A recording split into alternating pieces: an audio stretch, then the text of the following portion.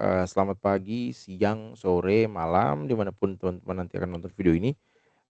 Ya, kita langsung saja, hari ini kita akan melaksanakan tuh web, dan seperti tidak ada yang join, tidak apa-apa, nanti teman-teman tetap akan bisa menonton rekaman dari video ini ya. Oke, ya seperti biasa saya mau ingatkan dulu bahwa teman-teman jangan lupa untuk mengerjakan tugas 1, 2, 3 dan jangan sampai ada satu tugas pun yang terlewat, karena kalau ada yang terlewat, maka nanti, teman-teman akan dianggap bukan dianggap, sorry, maka nanti nilai teman-teman akan otomatis menjadi E. Jadi, ya silahkan dikerjakan semampu teman-teman dan memang sudah menjadi tugas teman-teman agar tidak perlu mengulang mata kuliah ini ya. Oke, untuk efisiensikan waktu, saya langsung share aja, share screen. Namun sebelum itu saya ngambil, dokumentasi seperti biasa ya. 1, 2, 3. 1, 2, 3. Oke. Saya langsung share screen ya teman-teman. Sebentar, ini kayaknya saya belum add background. Oh, side by side. Oke, oke. Oh, ada pilihannya ya?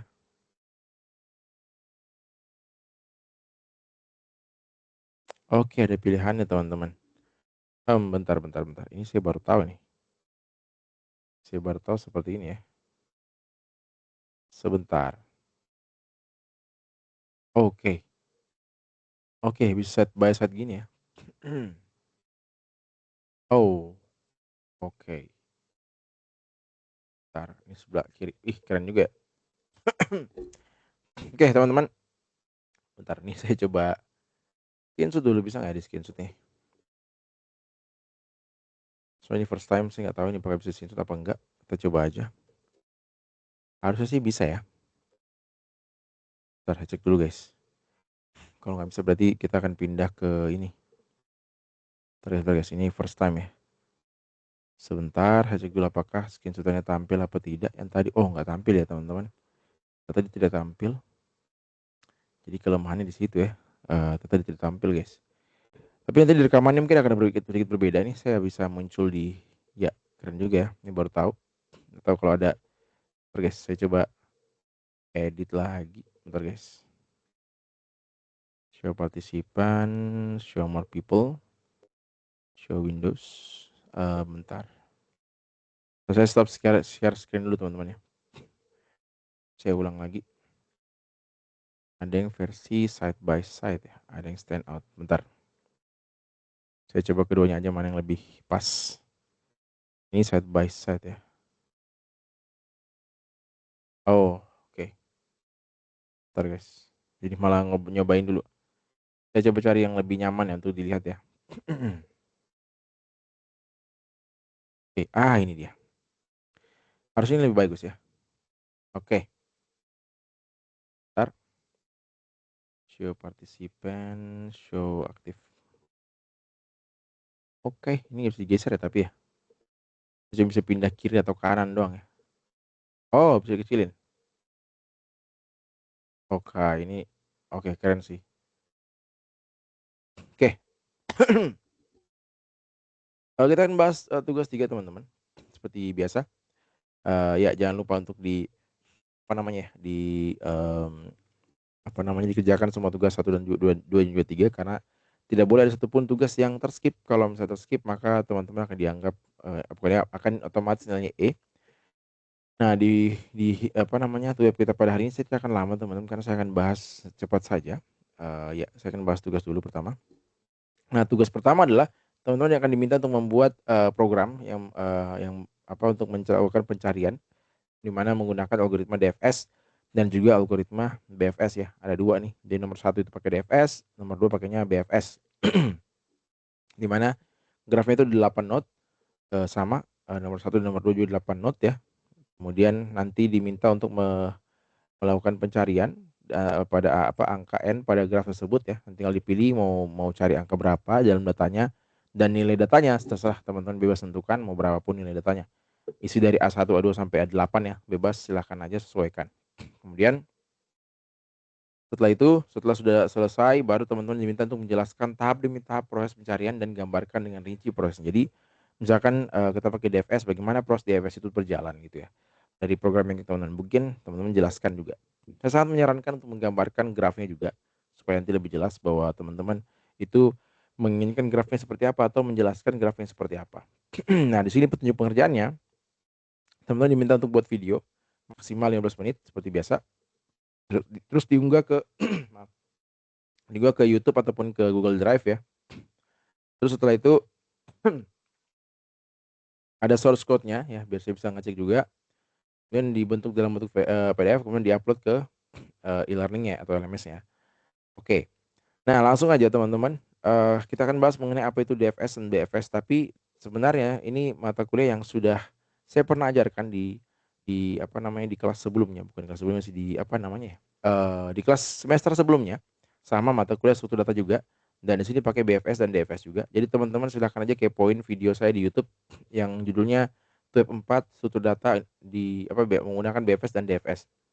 Jangan lupa di-subscribe juga ya, kalau misalnya pengen subscribe, kalau enggak juga enggak apa-apa. Yang jelas di sini sama aja teman-teman. Sini soalnya juga sama tuh, lihat tuh. Buatlah program pencarian menggunakan DFS, terus sama juga, cuman bedanya di sini minta menggunakan 7 not ya. Saya zoom aja biar lebih cepat, biar lebih besar. Nah, di sini dimintanya 7 not ya, 7 not. Jadi ada 1, 2, 3 sampai A7. Kalau yang soal tadi, soal teman-teman itu 8. Bedanya cuma itu doang. Tapi sama, ini sama soalnya pakai DFS dan BFS juga bagaimana pencariannya. Nah, di video ini teman-teman kalau kalian nonton sampai habis, jadi saran saya setelah ini, setelah nonton video yang pengantar ini, teman-teman nonton video yang berdurasi sekitar 40 menit ini, nontonnya pelan-pelan aja, one by one, nanti nonton sampai habis. Nah, di sini saya akan menjelaskan mengenai bagaimana DFS dan juga BFS ya.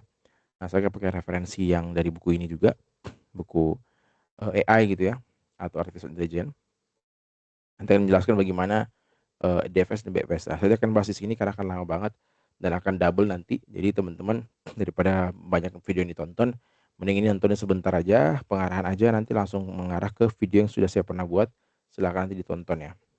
Silahkan mau di skip juga bebas aja. Yang penting tujuannya satu, membuat teman-teman memahami mengenai apa itu BFS dan apa itu DFS, sehingga pada saat mengerjakan tugasnya, teman-teman bisa menjelaskan gitu ya. Tidak hanya sekedar ngoding saja. Oke, terus masalah codingnya, sebenarnya codingan itu sudah ada sudah jelas dan lengkap di modulnya ya, atau ya di modul praktikumnya. Teman-teman silakan diikuti aja. Saya hanya paling mungkin mengenai penjelasannya aja. Nah, untuk tambahan juga, selain dari modul tadi, teman-teman bisa menggunakan W3 School ini. Nah, tinggal buka di bagian DSA ya, atau Data Structure Algorithm, cari DSA, di bagian atasnya ada DSA, yang ini DSA ya. Ini DSA, cari DSA di atas. Setelah dapat DSA, cari bagian ini, DSA Graph Traversal. Nah, ini juga di video yang tadi saya tampilkan juga dijelaskan, tapi dijelaskan detail. Nah, ini sama aja teman-teman. Teman bisa mencari bagaimana DFS bekerja. Nah, seperti ini DFS. Ini DFS itu kan dia sebenarnya biasanya graf itu atau pohon itu dari atas ke bawah. Ini dibikinnya samping, enggak apa-apa, enggak masalah ya, karena DFS gitu ya. Apa karena ini graf. Ada juga yang BFS. Nah, ini DFS traversal. Ini cara bekerjanya. Terus setelah itu ada codingannya juga. Nah, nanti teman-teman silahkan dibaca, dipahami, dan sambil dijelaskan nanti codingan ini. Nah, kalau memang teman-teman pakai codingan yang di sini ya, kalau mau pakai di modul juga boleh. Intinya dimanapun teman-teman mau pakai silahkan, yang penting mengerti apa itu DFS dan BFS. Kemudian selain itu juga teman-teman juga bisa menjelaskan tiap line dari codingannya. Nah, ini yang BFS ya. Nah, ini yang DFS. Nanti teman-teman bisa langsung try it yourself seperti biasa. Terus setelah itu tinggal pilih mau C, Python atau Java. Nah, karena kita pakai Java, ya udah pilih yang Java aja. Nanti tinggal disesuaikan apa inputannya.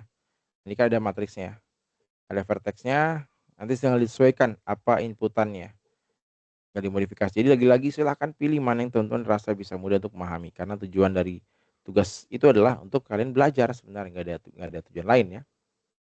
Oke, saya kira itu aja. Terus bentar guys, aduh ini kenapa nggak bisa saya klik ya?